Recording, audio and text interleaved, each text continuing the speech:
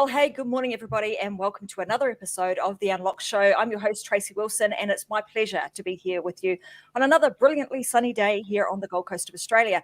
Today, I have got with me an amazing guest. We are going to talk about how the heck do you go from homeless to millionaire? What are the keys to overcoming adversity, and how do you do that through purposeful risk? I was just having a conversation with Ron just before we jumped on the show, and I said, my gosh, your message is absolutely needed right now across the globe. We are seeing so many people being impacted adversely by what's going on globally, and you guys know exactly what I'm talking about. And people are wondering, what the heck am I going to do? I'm being forced into a corner to make decisions that I don't necessarily want to do, and they are having catastrophic ramifications on their lives, and they're wondering, what do they do next? So who better to have on the show than somebody who's actually been there, someone who's hit rock bottom in the past, but has actually climbed their way back into money, success, and business fulfillment. So I want to tell you a little bit more about Ron before I he and I let loose and start unlocking some of these keys to overcoming this adversity, whatever it might be in your life, and being able to do it through assessing and being very purposeful with the risks that you take, so that you too can start building a life that you love, that is surrounded by, great things, great family, and everything else that you've dreamed of. So Ron is Ron Worley. Number two is a successful business owner, real estate investor, mentor, and self-made millionaire. And he actually follows his own code called the Worley Way. He's a proud father and dedicated husband, and he's made his home in Colorado. I was just saying to him, I love Colorado. My business partners are based out of Colorado. And he actually refused to accept the circumstance, taking himself from the man, a man that's on the path to death, to actually living a world-changing reality. He shares his life lessons and inspires countless entrepreneurs all over the world, thinkers, and those that are wanting to create long-lasting change with the systems that he has to help them help guide themselves back out of wherever they are into a life where they have money, success, and ongoing fulfillment. He's also the host of the podcast Sons of Ditches. So welcome to the show, Ron. It's fantastic to have you here. Thank you, Tracy. Thank you for having me on. It's my pleasure. You're most welcome. Well, hey, let's get stuck into this, because like I mentioned, when, I kind of was rattling off to you before we jumped on this, poor old Ron didn't really get a chance to get a word in edgewise, which, guys, are you surprised about that? No, probably not. But I've really, really been thinking lately about everything that's been going on in the world. And, what can I do to really help people who are feeling like they're backed into a corner, feeling like and a lot of people are losing their jobs and are facing, what you faced many years ago, hitting rock bottom, wondering, what the heck do I do from here? Right. And, when I saw that finally I had you as a guest on the show, I was like, this is the way that we do it, right? Is by sharing our tools, our resources, our strategies to help people create their new pathway, because there is always a light at the end of the tunnel. Absolutely. So let's kind of rewind for you a little bit, and I'll get you to give everybody a bit of an insight into what life was like for you, that so many years ago, when you were on that pathway, when you were homeless and wondering, what am I going to do from here? Yeah, for sure. So for me, it was a drug-induced situation. I absolutely did this to myself. Some will say, we all complain about our childhood, but with my childhood, I was raised to be a drug addict. I was raised to be an alcoholic. I was raised to womanize and to be a criminal, basically. That's absolutely 100%. I lived up to that. Up to that point in my life. I was 30 years old and I was homeless, laying in a ditch after a car accident. And it sort of clicked. Hey, I'm not going to die. I've been trying to, been trying to make myself go out of this world. And slowly with the alcohol and drugs, or fast with the amount of accidents I had and gunplay and all that good stuff. So obviously I wasn't going to die. And so it was time to make a choice to get up out of that ditch, nurse my wounds, first of all, but also to make a change in my life. And those changes, I mean, they were subtle at first, aside from the fact that I just quit drinking and quit drugging. It wasn't that simple. Of course, I went and got help. I went to the rooms of AA to do that, and really counted on family to lean on as well. But I had to get rid of all my friends. My friends were only helping me be a worse homeless person. I was making good money at the time. Before I was homeless, I was making good money, and I lost all of it. 6 figures a year in the late 90s. So I was doing pretty good. And then, within a 2-3 year period, I lost every ounce of the money, the cars, the boats. The family was the most important thing that I lost. And my friends were right there cheering me on, as long as I could help them get high or whatever as well. And so it's very true what you hear. It's not cliche. You only are as good as the company you keep. And I was keeping bad company. So the first thing I did was get rid of all those guys. No longer. Now, fast forward to now, I've still got a couple of them that are friends, but I definitely needed a timeout from all of them. And for me, it was getting sober was the first real big problem. Once I did that, I was able to pretty much at least go in the right direction. Business was a way for me. So I got addicted to working after that. I started working through my business, this bail bonds business I've had for 25 years. I started that back up. Became successful with that, and that wasn't enough. So I started opening other businesses and investing in other things. And yeah, it just sort of compiles after that. And you learn to live in this high capacity space of multitasking that is so you have to be that way when you're a millionaire or want to be a millionaire. You have to be able to take on many revenue streams. Which, it's hard to duplicate yourself. So one of the things I found out was even in my sobriety, about 5-6 years into my sobriety, I still didn't have purpose. And purpose is important, especially in our climate of today. We've been, some of us were locked down for months in a house with nothing to do. And that's only going to make you feel like you're useless. And so what I found was that if I came up with this code, I sat down with a friend and we came up with the Worley Way. Jim Hensel is the guy I sat down with, and I call him my man coach. He basically helped me through the process of figuring out what values were. What a concept, values. Who would have known that those were out there? I didn't even know I had any. So and going through that, I mean, I want to come to all of that. Okay. But there's so many questions I've got now, like in terms of just in that short, synopsis of, I suppose, that period of time in your life. And I want to unpackage some of this. Yeah. The first thing I want to go to is that you mentioned, being brought up and you sort of started to play out. And I know this technically isn't even as part of your, I suppose, repertoire of conversation that you would normally have on a podcast, but I want to go there because it's something that I think is extremely important. So you were talking about how you were brought up this way. You thought this was the norm. This is kind of what you had almost, let's say, been groomed to be. Correct. And you were playing out a character that had been built for you.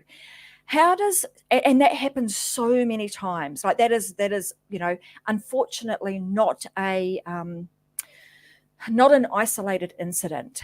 Right. How does one break free? Firstly, how do you identify, or how did you kind of realize that, hang on, this is what's been going on? How did you break free from that? Because that's some pretty tight shackles when you've been brought up in that world. You're surrounded by it. Like, what was the first moment when you thought, hang on a minute, I don't want to be doing this anymore. This is not the Ron Worley that I have inside of me, or that is in my head. This is not what I want my future to look like. And what was the first step that you took to get yourself out of that situation? Yeah. So I was fortunate enough that my mother actually had gotten sober previously. And she sort of set a path, and she was always nipping away in the back of my head and in my face as much as she could, that I was heading down the wrong path. Now, she helped create that path, but, she also helped break the cycle in her own life. And she wasn't able to do that in my life. I was too far gone. I was too old when she got sober. I wasn't listening. But as I got older and I started, you mess up and it comes up. Oh, my mom said if I got sober, it would be better. And eventually it stuck. Eventually I heard it enough. And really what made the big aha moment was I had gone 6 months without seeing my children due to my alcoholism. Um, I was not allowed to see them, thank God. And it was killing me every day. And so, in order to get rid of that feeling of not seeing them, I was drinking more, drugging more, doing more things that were temporarily filling that void. And when I finally had the big car accident that was my defining moment, I was either going to die right there in that ditch, or I was going to climb out and do something about it. That moment, I could hear my mother say, I told you so, get your ass out of the ditch and let's do this. And it was for my children. And I always tell them, I got sober for you, but I stayed sober for me. I found out that it was really nice to be sober. I found out that you could do other things, do things without being drunk. And that was huge for me. Now, the first thing I did was find a place to live. The first thing I had to do was get a roof over my head, because that was such a problem that I had to do every night. I had to do something to manipulate a way to find a place to live. I wasn't homeless very long, but even one night is too long if you have to do something that you don't want to do in order to do that. For me, it was doing more drugs. If I hung out long enough, I bought some drugs, I could find, somebody would let me stay the night at their house. And so having a secure place, I went to my brother's house, and fortunately for me, he let me stay there so long as I wasn't using or drinking. And that's where I started my journey. And I did 90 meetings in 30 days of AA. But so it's sort of a two-prong approach, right? I had my personal approach, but so much of my personal was based off of what I was doing for a living as well, that I needed to also attack my business mind. And so I needed a place to live, but I also needed a 1-bedroom, 2-bedroom apartment so that my kids could come. And then, so it was, okay, go out and get a job, start up my business. And then I was doing 2 businesses at the same time so that I could afford to see my kids and to get an apartment. And, I started out a 1-bedroom apartment, and then I was able to rent a house. And then finally I got my credit fixed enough to where I could buy a house. And, you just kind of add little layers of success. Yeah, small steps, right? Yeah, small Well, look, steps. the first thing I want to say about that is, go mum, go her for breaking that cycle.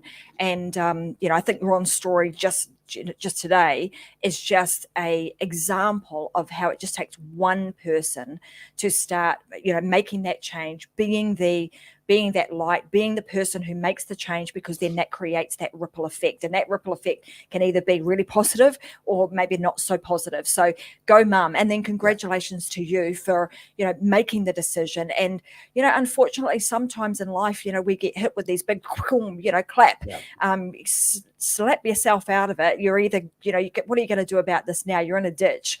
You got 2 choices. Either you pick yourself up and make a difference here, and mum's words are obviously in your ears, or you continue to, this is where you're going to be. This is the reality for you, Ron. Right. So the next thing that it brings us to is, I think, going back to what you were going to talk about, which was this purpose. And I think in that moment you found a purpose, and that purpose was, I need to do this. And you said, I started doing, I made the change for my kids. Right. And now I'm maintaining this change for me. So let's now go to, back where you were going to start talking about how this kind of concept of now I'm going to take what I know about business, because even way back then, you're obviously very good at business, and sometimes these addictive personalities that we often have can be used for really good stuff, because you've then taken that personality that you've had, that addictiveness, and you've now started to create replace those addictions with other things, but in a very positive way. So let's talk about when you started to realize that, hey, what's the Worley Way? How do I create this? What is the purpose and the values that exist within that? And you were saying, didn't think I had any, but how did you then start kind of peeling back the layers to understand, there they are? Right. Yeah. So, I tell everybody, you do have values, no matter how you were raised, even if those values were anti-values, where, for me to be a man, I had to do everything opposite of what my father showed me in order to do things that were man-like. A man doesn't beat his wife. I thought he did. So I had to do things completely opposite to get there. For me and for a lot of people that have grown up the way I did, we don't think we have values because what we've been shown is everything was by our parents. All of our consequences were based off of emotion, how they felt that day. If they're alcoholics, if they're drug addicts, they would feel differently each and every day. So every little instance was consequented, either good or bad, through their emotion. There was no normal or structure in that kind of lifestyle. And for me, that was huge. I needed structure in my sobriety, and I needed these values to help define who I was. I was purposeless because I didn't know who I was. I was chasing money, but I knew I loved my family, but I couldn't decide which one was most important. And so for me to lay down, family, hard work were my two top values, are the two top values of the Worley Way. And those two values contradict each other sometimes. I work for my family, but sometimes if I'm working too much, it's getting in the way of my family. So, there's my purpose had to change while I had younger kids. And then, of course, later on in life, now that they're adults, my purpose has changed yet again.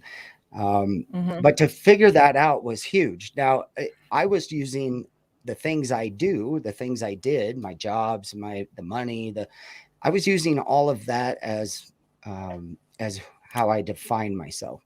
But what I learned to do was to define myself off of who I be, my talents, my values, and my purpose. Those three things, once you've defined those, is the core of who you are. And that is how you define yourself. It's not what we do. What we do it should be directed towards the things that you be. And if you're symbiotic like that, life is good. And so I spent a lot of time, a lot of years just in my head trying to figure out how to make those work together. And fortunately for me, it worked together. And when it did, it clicked. I wrote a book about it, and now it seems easier. When you start teaching people, it's actually in my head even more. So, well, isn't that what they say, isn't it? When you get to teach somebody something, it's a second opportunity for you to learn. I totally agree with that. Hence the reason I absolutely love teaching people too, because you get to learn it all over again, time and time and time again. I'm kind of really, I love this whole concept of what you're talking about, and really then understanding what's quite interesting about this is that what I'm seeing here, and this is the message that I want to get out to everybody, is that can you see that in Ron's story that there is opportunity that exists within that, right? So as he's gone through his journey and he's realized, hang on a minute, all these things that I did weren't quite right, but now I've almost like replaced all of those with the opposite. So you're saying, I saw my dad, all the things that dad was doing, it were actually not what I should be doing. So I rewrote my way of being, which was the complete opposite to what he was. And then you create your own version of the you that you want to put out into the world.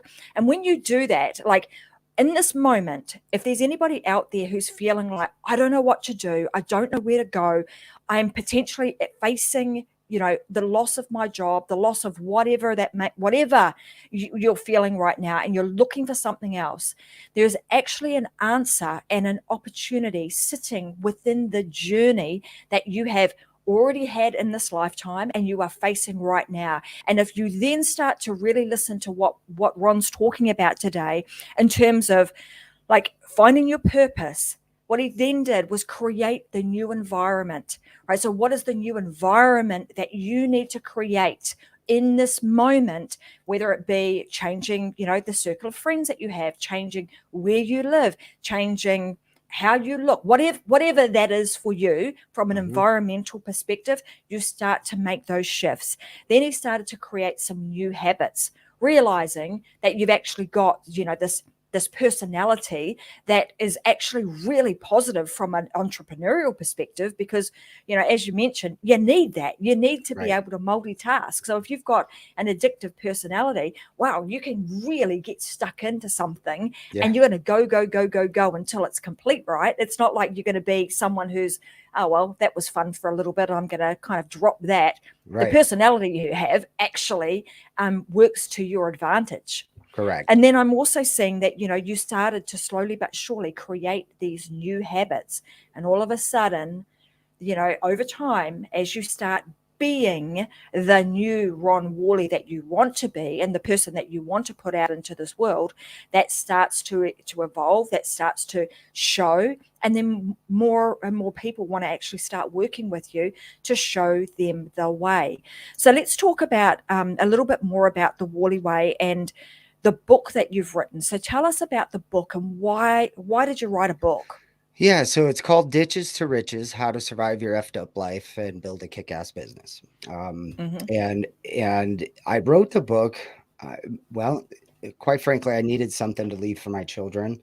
I was still worrying about legacy, and at the time when I started writing the book, I had just had passed away working, doing a seminar for 52 probation officers, and I dropped dead of massive heart failure in the courthouse. And here I was, completely made my way through all of that garbage in my life, and was 15 years sober, and I dropped dead from this, and I was in shape. I worked out. I the fit of my lifetime and fitness of my lifetime, and I still dropped dead from just doing things the wrong way. And I always look to it as, what did I do to cause this? And sometimes it just is what it is. And when I woke up, I was given a short period of time to live. Hopefully, they were hoping to see me live 6 months. If I made it past 6 months, you might live 5 years. If you live 5 years, you might live 10. Hopefully we can get you a new heart, blah, blah, blah, blah, blah. And, I've surpassed all of that, thank God. But in that first awakening from then, I said, I need to write something for my children. At the time they were in high school, and I needed them to know where I came from, because at that point they didn't really understand what I had been through, how hard I had worked to be their father. And what it took for me to get up every single day of my life and be normal and be a father to them and go to work. And that is actually not an easy task for people like me. This is hard work. And so as I got into it, though, I noticed I had a partner of mine that was helping me write it. He'd written many books. And we noticed that there was a lot more people than just my kids I needed to be talking to. And so, then it was important. Well, gosh, maybe I can make this into a semi-business book, because there are lots of people out there that are like me, that they let their mistakes define who they are and then never get anywhere in life. I don't care if you've been to prison and you got out on a life sentence a day early, you can still do something with yourself. You do not have to let that define you. Everything is recoverable, and we all deserve second and third and fourth chances. And I wanted to prove that to the world that, hey, I got, I think 3 or 4 chances myself. And by the time, 18 years later, Nobody even knows this stuff about me. Nobody would ever have guessed by the way I live. So, do you know, I mean, I'm digressing a little bit here, but it's really fascinating that you should be talking about this and talking about legacy, because one of the projects, like I suppose a passion project of mine, is that I work with families, and one of the to help them build what we call a legacy center. So all the things that you're talking about today, and I've been doing this for my own family. And what's really interesting about it is over the last few weeks, as I've been building out this legacy center, and inside of it, it has pictures and information about all of our family members. And generally, you start working with a paragraph or two, right, on the person. And it dawned on me that as we're writing these things about our ancestors, those that have gone before us, and because I'm talking about this from a point of view that you mentioned legacy, and you start having to summarize somebody's life, and it gets summarized into about 2 paragraphs. And so I love the fact that you've gone, do you know what? If I first and foremost, I come back to my purpose, and your purpose was all about your kids. Yeah. And so the book that you wrote was primarily for them. And then you realize that, hey, do you know what? If I'm writing this for my kids, boy, there's probably a whole lot of other people out here that need to know this information. They need to see that even if they've hit rock bottom and they've maybe not done some fantastic things in their life, and it's got them into a not so great situation, there is still an opportunity for you to make a change.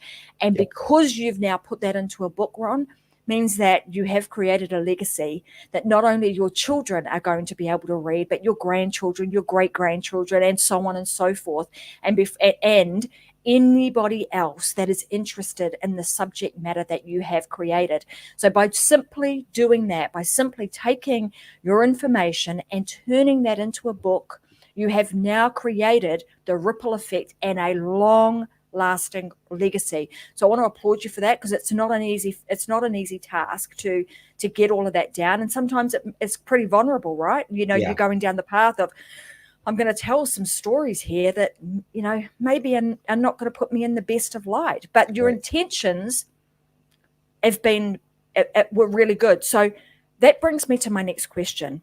Okay, you talk about doing risk or making decisions that might be a little bit risky, but you're doing it through purposeful risk. Right. So talk to us about that. What do you mean about purposeful risk? Yeah, so I talk about bravery. It's one of my values, and in being brave, not everybody is born brave. Most people are not born brave enough to, I'm talking the same kind of bravery that it takes to run into a burning building is the same kind of bravery it takes to risk all your money to open a new business, or throw some money into this over here and trust that it's not going to be lost in an investment. So that risk is what I really I try to help people understand that, we can limit some of that risk, but we can also make it a comfortable risk. So what I do is I get people to identify, what is your top dollar? What is it that's going to make you barf if you had to spend it? If it's $1,000, then we're not going to spend $1,000 on anything. You're not going to invest more than $999. That's your comfort zone. But once we get you comfortable, your wealth starts to grow. That number is going to grow. So we can start at $50 if you want, but we need to identify that within that value of bravery, because we need to train ourselves to be brave, because we're not always born brave. Now, I was fortunate enough to have learned it very early in my life, thanks to sports and, again, the traumatic lifestyle I lived. I had to be brave on certain circumstances to deal with the negative things that were going on in my life. But most people are protected. My own kids are not brave because I've protected them. They've lived in a bubble, as far as I'm concerned. So I'm now teaching my kids how to manage their bravery and their wealth simultaneously. They're not going to go out and, for instance, we've all told our kids this: you don't quit one job before you have another. That's an example of bravery within limits. And so it's pretty easy to go out and get another job, it's pretty easy to go out and get another job when you have a pocket full of money. You're not so worried about it. But if you had $0, you're not going to quit the job you have. But that's the huge thing. Also learning to be confident. Confidence is also learned. Confidence is, in my eyes, it's a three-part. It's practice, preparation, and perseverance. And once you've practiced something, it's like the football team. And I used to tell my kids this: they both played American football, and they would practice, and then they would prepare for the game. And then the night before the game, they felt pretty confident that they were going to do well. And then during the game, somebody would score a touchdown on them, or they would have a bad play, and they had to learn to persevere and just keep going forward. And the confidence builds. So you attach those two values to any business deal, and if done appropriately, it's a pretty safe bet. It's calculated risk rather than just a shot with a dart. What do you think, like coming back to this whole concept of the perseverance? Yeah. Right. Because I think that's one of, like, from a business perspective, that's one of the things that really is I suppose, a downfall of a lot of people, particularly in kind of in the online space. And when we're in a hurry to make things happen, we become very impatient. Right. Yep. So how does someone, when you fail, how do they continue to pick themselves up out of that ditch and just persevere? Like, what do you think is the number one, what's the thing that you think they need to do to really start exercising that muscle of perseverance? Yeah. Well, so first of all, in business, you really do have to have an escape hatch. You're not going to try and lose all your savings or whatever. If something fails, it fails. But on the flip side of that, it's not a failure until you quit. And I've gone both ways. I definitely have failed at things. That's a good entrepreneur. We learn from it, we grow, we move on. And I've also persevered through a lot of bad things and hung on by the skin of my teeth, and become successful in certain industries. But I think the idea is that, number one, I like people to get up and look in the mirror every day and challenge themselves to see a new person. Every single time we look in the mirror is a new person. That's a new person. That's a new person. So you get to be whoever you want every single time you look in the mirror. So you're not a failure because yesterday was a failure, because today I woke up and I'm feeling good. I'm positive. I'm back in front of the mirror. I'm going to have a good day. And today will be successful. And a lot of times that's perseverance all on its own, is just creating one day of happiness, one day of positivity after another, and just, stack them up, and pretty soon you got a year. Stack them up, pretty soon you got. Now, business wise, another good idea is always to have an exit strategy, whether you're successful or a failure. You want to have both of those drawn out, and that way you can pull the ripcord if you need to. I've never, the first business I lost, I did feel like a failure.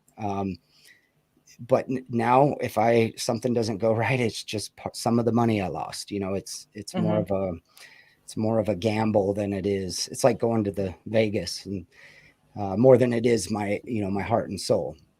Yeah. I suppose over time you become, from your first business, you usually, you hear people say, oh, that's my baby, I created that, and they become very, very attached to it. And then over time, you kind of learn the process, you learn the systems, the processes, and what have you. You create the thing, and you're less attached to it. You still want it to succeed, but you just don't have that same level of, oh my gosh, if it fails, it's the end of the world.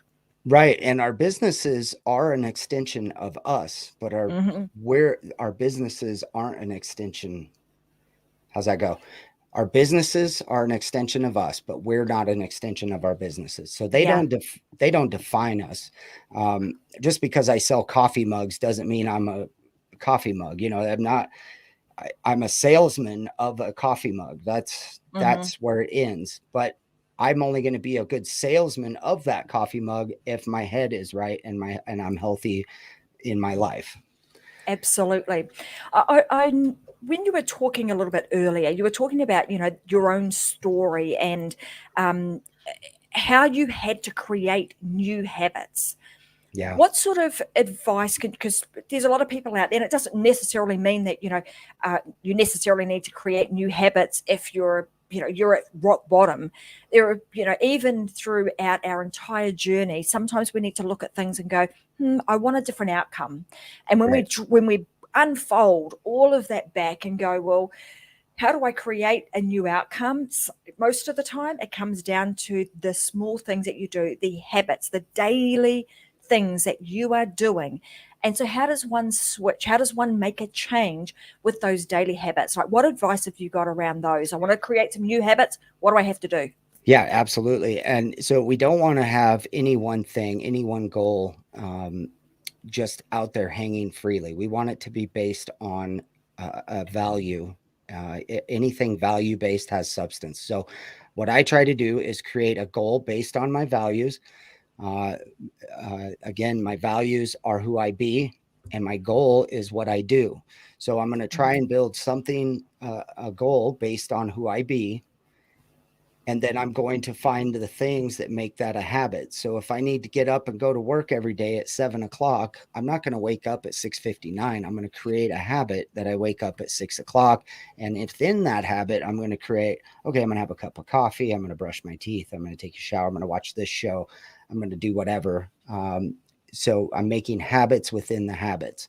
One of the things I like to use, or one of the funniest things I've ever heard, is this guy says he knows he locked his door every day because he does a little dance after he locks the door. He locks the door and he goes, "Ooh, yeah," and he starts dancing, right? Well, because he'll never forget that he started dancing, but he may forget if he locked the door or not. So he doesn't do the dance unless he locked the door. So every day he knows he locked his door because he can think back and go, "Oh yeah, I did my dance in front of the door." It's stupid things like that that we need to do. What we're building is structure based on values that create habits. I love that. And of course, with what you're talking about is breaking it down to even the simplest of things, and then potentially even creating an anchor that goes with that, so that you remember to do it. It becomes a ritual and something that becomes a little bit fun. Yep. And I really enjoy that.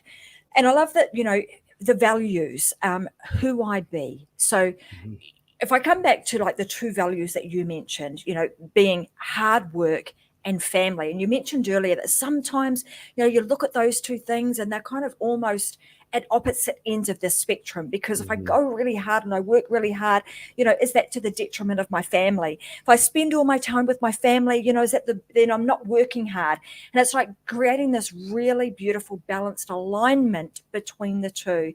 And I learned this too the hard way, because like you, I had those similar values, when I actually worked through a process of determining what my core values were. What are my top 3 values? And of course, family came out as a really high one. But again, in our heads, we can often prevent ourselves from having the success that we want, because we're actually pulling our values from 2 different angles. And from that example that I've just mentioned, hard work, but also being family oriented. Now, Ron, if you go and work you work really, really hard, there's in your mind of yours, work really, really hard, you're actually doing it to the detriment of your family. So you're not being in alignment. But then, the flip side, spending a lot of time with your family and then not working really hard.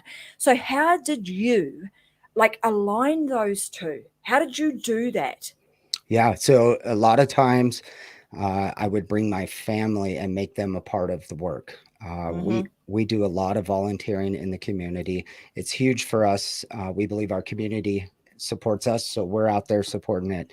And so our kids were right there with us at the food bank, helping poor people with their food. And we're at all the events, and we're, Halloween event, everything. I mean, every holiday that comes up, we're giving Christmas gifts. They're a part of it, so that I can spend, sometimes it's just a matter of time. And if I'm at work, I'm not spending time with them. Well, we meld the two. And now I can spend time with them. They can get a lesson out of it. But for the most part, I made specific time. That way I could tell my children, hey, yeah, I'm not going to be here tonight, but I'll be here at this time, at that time.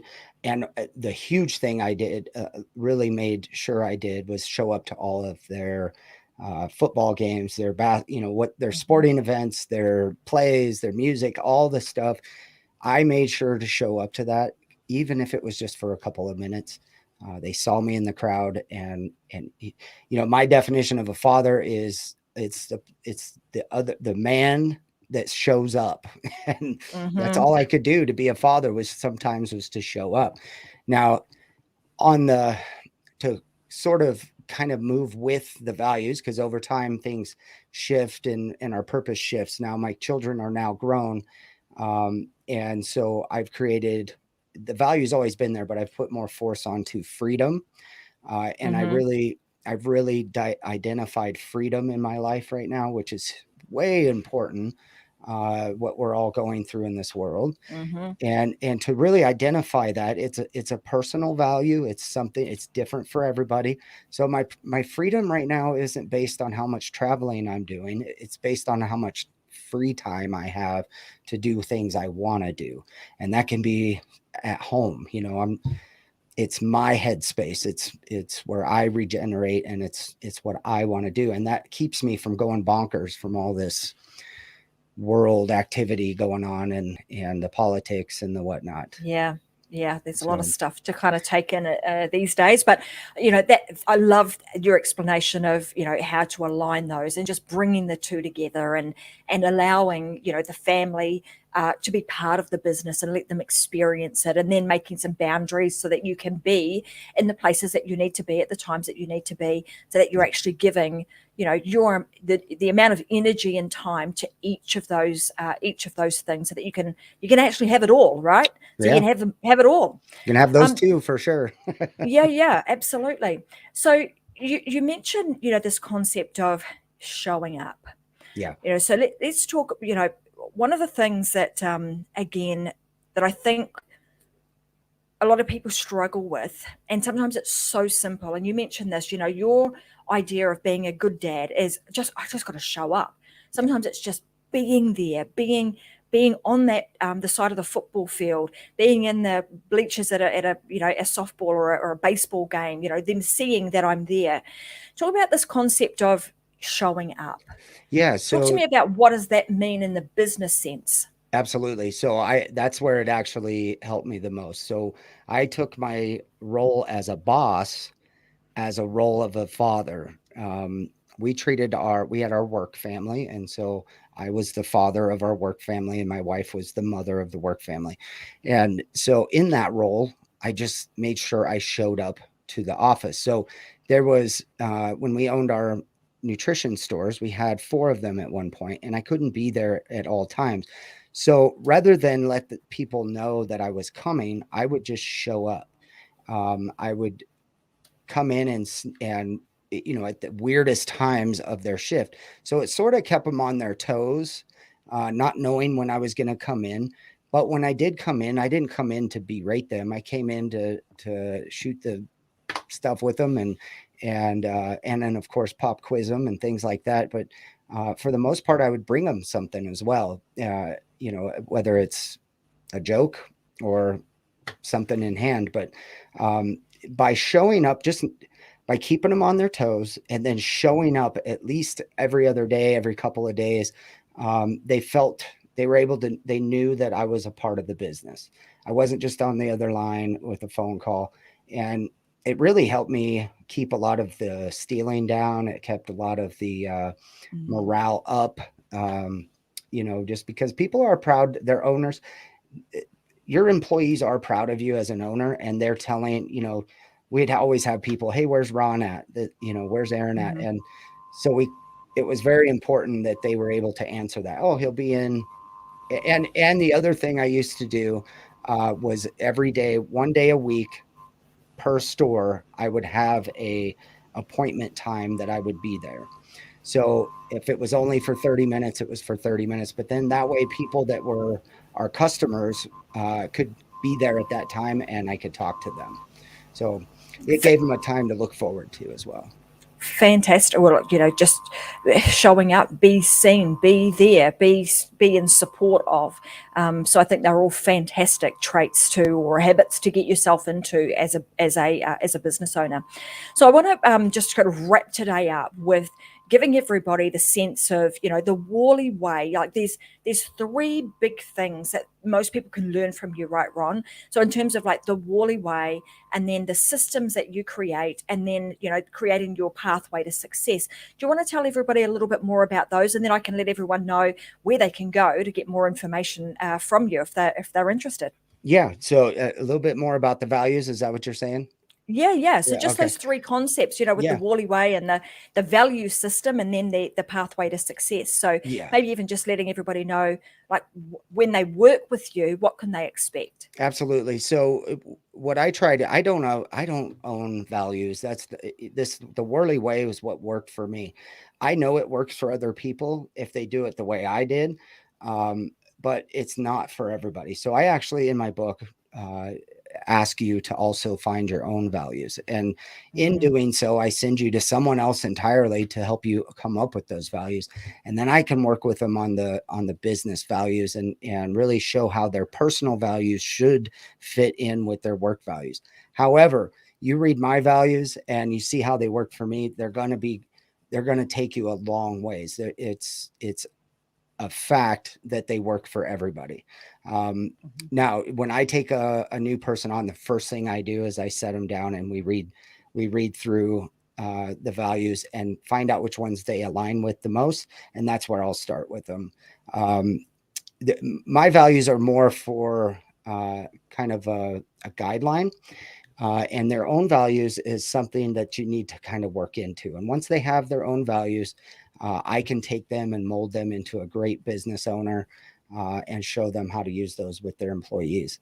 I always do that for free. At this point, I haven't charged one bit for it. I tell them to buy my book. That's about it.